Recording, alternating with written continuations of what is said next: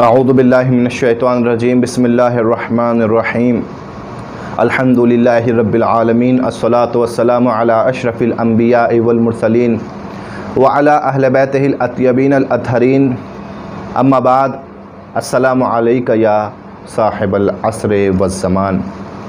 नाज़रीन किराम सलामुन अलैकुम। आज आमाद की ज़ुहूर ऑनलाइन क्लासेस की जानिब से अशराए महदवियत के हवाले से दूसरा लेक्चर और दूसरा दर्स आपकी खिदमत में पेश किया जा रहा है। और कल के दर्स में हमने इस उन्वान पर गुफ्तगू की थी कि दुनिया में वो कौन कौन से मकामात हैं कि जो इमाम असर से मंसूब हैं, क्यों मंसूब हैं, उनकी तारीख़ क्या है। आज हम गुफ्तगू करेंगे कि साल भर में वो कौन कौन से वक्त हैं, वो कौन कौन से दिन हैं, वो कौन कौन सी साआत और घड़ियां हैं कि जो इमाम ज़माना से मंसूब हैं और किस तरीके से हम उस वक्त इमाम ज़माना को याद कर सकते हैं। यूँ तो हमें हर रोज़ इमाम ज़माना को याद करना चाहिए, हमें हर वक्त इमाम ज़माना को याद करना चाहिए, हमें उठते बैठते सोते जागते हर काम करते हुए इमाम ज़माना का ज़िक्र करना चाहिए। मगर इसके अलावा कुछ अय्याम और कुछ वक्त ऐसे हैं कि जो इमाम असर से मंसूब कर दिए गए हैं कि उन अय्याम में ज़्यादा से ज़्यादा और फ़कत इमाम असर का ज़िक्र किया जाए और उनको याद किया जाए, उनसे मंसूब दुआएं पढ़ी जाएं। सबसे पहला दिन कि जिसकी तरफ हम इशारा करेंगे वो है जुमे का दिन कि जो मखसूस है इमाम असर से। ख़ुद जुमे को अपनी जगह पर एक ख़ास फ़जीलत हासिल है। इसकी फ़जीलत, पहली फ़जीलत ये है कि ये वो दिन है कि इस दिन के नाम पर कुरान मजीद में एक मुकम्मल सूरा मौजूद है। इसके अलावा किसी और दिन के हवाले से हमें कुरान मजीद में कोई सूरा नज़र नहीं आता, लेकिन सूरह जुमा कुरान मजीद में मौजूद है और ये पहली फ़जीलत जुमे की है।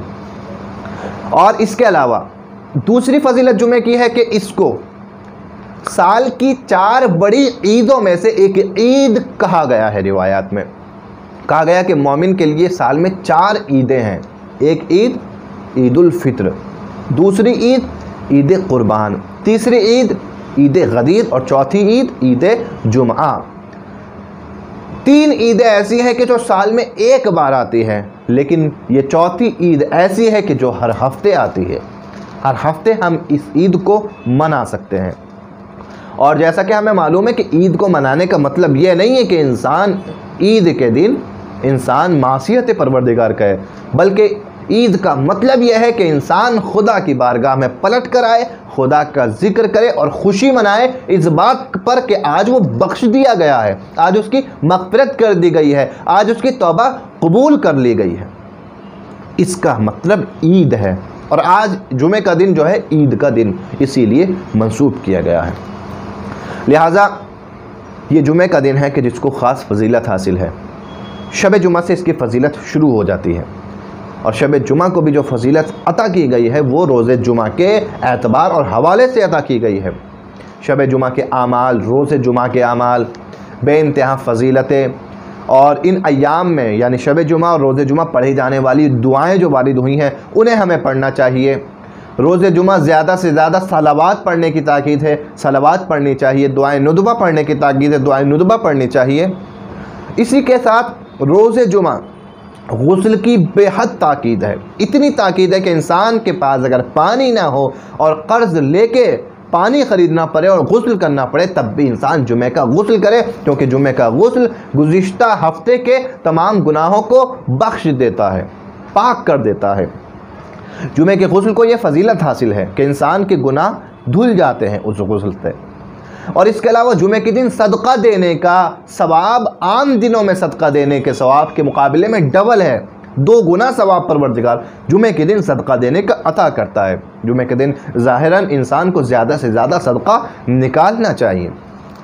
ख़ुद जुमे की नमाज की बेइंतहा ताकीद की गई है कि जो 3 जुमे छोड़ दे बग़ैर किसी उज़्र शरई के वो शिया नहीं है, उसे इमाम कहते हैं कि उससे हमारा कोई ताल्लुक़ नहीं है। ये तमाम चीज़ें जो बयान की गई हैं वो अपनी जगह जुमे की फ़जीलत है, लेकिन हमारा सवाल यह है कि जुमा इमाम ज़माना से मंसूब क्यों है, क्यों इसे इमाम ज़माना से मंसूब किया गया है। सबसे पहली वजह जुमा इमाम ज़माना से इसलिए मंसूब है कि जुमे के दिन ही इमाम ज़माना की विलादत हुई है। वो दिन जुमे का दिन था कि जो इमाम ज़माना इस दुनिया में तशरीफ़ लाए थे। लिहाजा पहली वजह जिस दिन इमाम ज़माना इस दुनिया में आए थे वो जुमे का दिन था। दूसरी वजह जिस दिन इमाम ज़माना ज़ुहूर फरमाएंगे, रिवायात में आया है कि वो दिन भी जुमे का दिन होगा। इसीलिए एक दुआ में इसका ज़िक्र भी होता है कि जब हम पढ़ते हैं उसमें यही ज़िक्र होता है कि आज जुमे का दिन है और आज के दिन तवक्को है कि आप ज़ुहूर करेंगे। लिहाजा दो सबब ऐसे हैं कि जिसकी वजह से इमाम ज़माना से ये जुमा मंसूब किया जाता है, विलादत के हवाले से और ज़ुहूर के हवाले से। लिहाजा इमाम ज़माना को जुमे के दिन हमें ज़्यादा से ज़्यादा याद करना चाहिए। अपनी तरफ से भी सदका दें, इमाम ज़माना की तरफ से भी सदका दें, सलावात ज़्यादा से ज़्यादा पढ़ें और इमाम ज़माना के लिए दुआ करें, इमाम ज़माना की सेहत और सलामती के लिए दुआ करें। तो पहला दिन इमाम ज़माना के हवाले से जिसकी ताकीद की गई है वो है जुम्मे का दिन। दूसरा दिन नीमा शाबान यानी 15 शाबान का दिन, जिसके साथ साथ शब बराअत भी मौजूद है। शब बराअत एक अलग मुनासिबत है और विलादत इमाम ज़माना एक अलग मुनासिबत है। यानी नीमा शाबान में दो मुनासिबतें एक साथ हैं। पहली तो ये कि शब बराअत भी है और दूसरी ये कि शब विलादत इमाम ज़माना भी है। लिहाजा इस दिन इमाम ज़माना की विलादत हुई है और इस दिन को भी हमें ज़्यादा से ज़्यादा जश्न मनाना चाहिए, खुशियाँ मनानी चाहिए, इबादतें करनी चाहिए, नमाज़ पढ़नी चाहिए। और हमारे यहाँ दस्तूर भी है कि नीमा शाबान में शब बराअत में तमाम रात जागा जाता है, इबादत करते हैं, दुआएँ पढ़ते हैं और इस रात के मखसूस आमाल हैं इंशाअल्लाह जो अगले सेशन में आपकी खिदमत में बयान किए जाएंगे। चौथे दर्स में इंशाअल्लाह ये इसी हवाले से चौथा दर्स बयान किया जाएगा कि नीमा शाबान और रोज़े 15 शाबान के आमाल और उनकी अहमियत। वो आमाल अंजाम दे, दुआएं पढ़ें और साथ साथ एक और अमल इस नीमा शाबान में अंजाम दिया जाता है, वो है इमाम ज़माना को अरीज़ा लिखना। और उसकी भी अपनी एक अलग तारीख़ है और अपनी एक हिस्ट्री है कि इमाम ज़माना को अरीज़ा क्यों लिखा जाता है। अज़ीज़ान गिरामी, वैसे तो इमाम ज़माना जहाँ भी आप इमाम ज़माना से तवस्सुल करें, इमाम ज़माना से बातें करें, वही इमाम ज़माना आपके सामने मौजूद हैं। इमाम ज़माना अभी भी हमारी बातों को सुन रहे हैं, हमें देख रहे हैं, मगर अरीज़ा लिखने की ताकीद अपनी जगह पर है।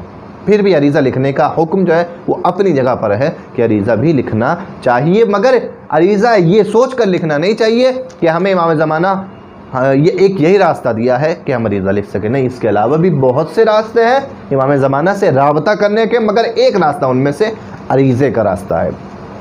और ये नीमा शाबान को हम तमाम आमाल अंजाम देते हैं और जश्न विलादत इमाम ज़माना मनाते हैं। अज़ीज़ान गिरामी, इमाम ज़माना की जश्न विलादत में और बाकी आइम्मा की जश्न विलादत में एक फ़र्क है।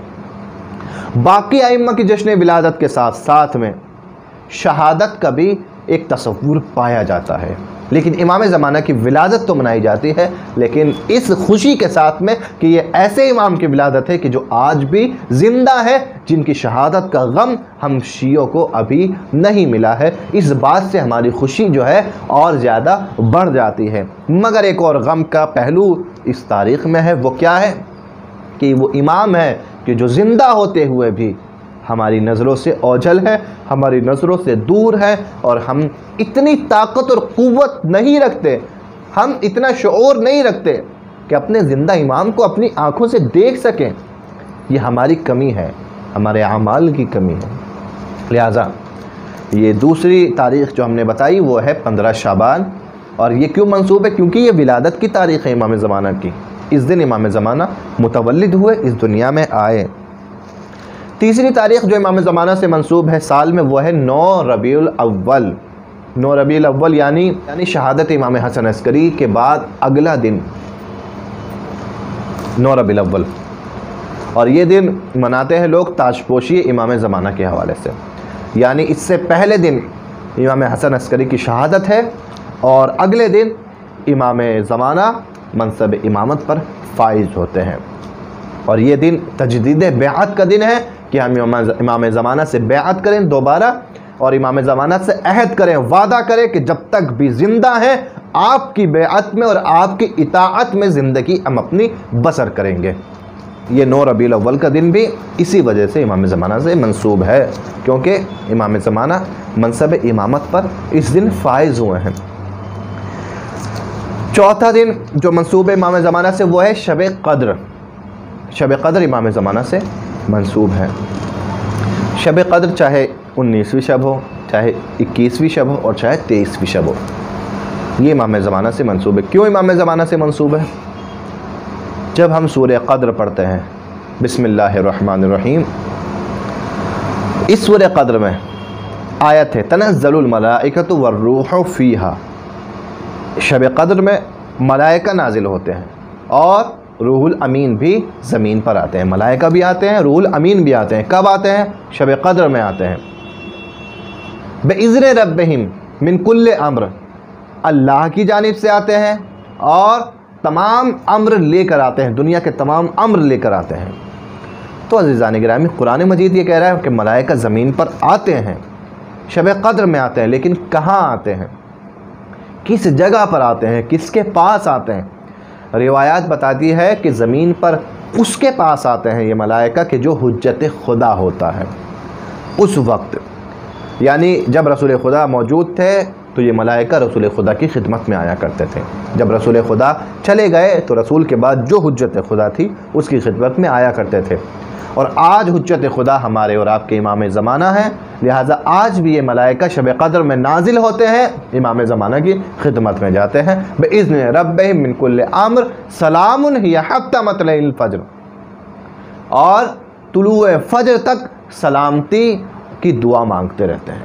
लिहाजा ये शब क़द्र मंसूब इमाम ज़माना से है और इन आमाल में भी इमाम ज़माना का ज़िक्र हमें ज़्यादा से ज़्यादा करना चाहिए और इमाम ज़माना को याद करना चाहिए। और पाँचवा वक्त जो इमाम ज़माना से मंसूब है वो दिन का आखिरी वक्त, यानी वो वक्त के जब सूरज डूबने वाला होता है और उस वक्त से लेकर जिस वक्त सूरज मुकम्मल डूब जाता है उस वक्त तक तकरीबन जितना भी वक्त होता है ये वक्त मंसूब होता है इमाम ज़माना से। कोई आप समझ लीजिए आखिर का आधा घंटा, सूरज गुरूब होने के वक्त आधा घंटा ये मखसूस है इमाम ज़माना से। इसीलिए कहा गया कि गुरूब के वक्त दुआ मांगनी चाहिए, क्योंकि ये वक्त इमाम ज़माना से मंसूब है। और छठा वक्त जो रिवायात में आया है कि इमाम ज़माना से मंसूब है वो है रोज़े आशूरा, कि ये इमाम ज़माना से मंसूब है।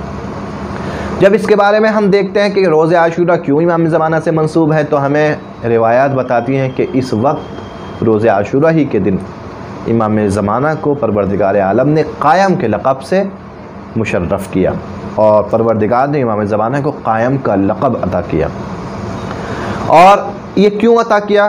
रिवायात कहती हैं कि शहादत इमाम हुसैन और असहाब हुसैन की शहादत के गम में इमाम ज़माना इतना गिरिया करते थे कि आंखें खुश्क हो जाया करती थी। लिहाजा इस नाले और इस आहो फरियाद ने इमाम ज़माना की अर्शे इलाही को हिला दिया। यहाँ तक कि परवरदिगार आलम से मलाइका ने अर्ज़ की कि परवरदिगार, इमाम ज़माना का ये गिरिया देखा नहीं जाता। तब इमाम ज़माना ने तसल्ली और दिलासे के लिए कहा कि तुझे क़ायम का लक़ब देता हूँ कि तू क़याम करेगा और उसके बाद में इमाम हुसैन के खून का बदला लिया जाएगा। और ये आशूरा है कि जो इमाम ज़माना जिस पर आज भी गिरिया करते हैं और आज भी इमाम ज़माना आशूरा को याद करके आंसू बहाते हैं। ये तमाम वक्त, ये तमाम औक़ात इमाम ज़माना से मंसूब हैं।